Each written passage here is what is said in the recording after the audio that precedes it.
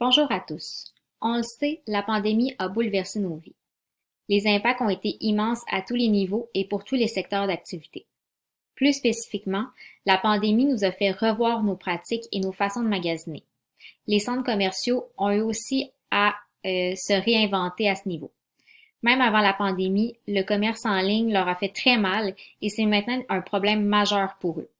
Voici donc un topo de la réalité des centres commerciaux post-pandémie pour différents acteurs.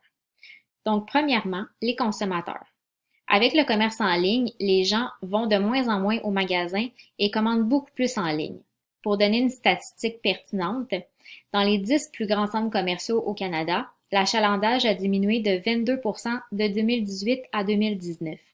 Donc, imaginez maintenant avec la pandémie. Les centres commerciaux gardent quand même leur place s'ils évoluent et deviennent un lieu qui favorise l'expérience client et les interactions sociales.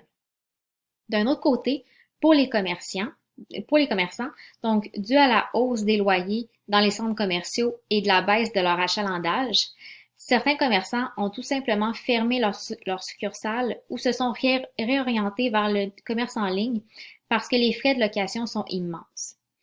Est-ce qu'on peut penser que les centres commerciaux vont se transformer en entrepôts, en lieux urbains, en espaces de bureaux ou même en lieux résidentiels? C'est toutes des pistes de réflexion qu'ont présentement les propriétaires de centres commerciaux à ce niveau-là. Chose certaine, c'est qu'ils vont devoir se diversifier pour survivre et inciter les gens à venir chez eux.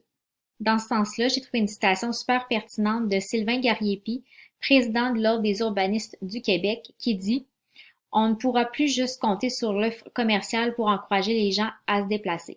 Il va falloir introduire des nouveaux usages comme les bureaux, des restaurants, des terrasses et des résidences.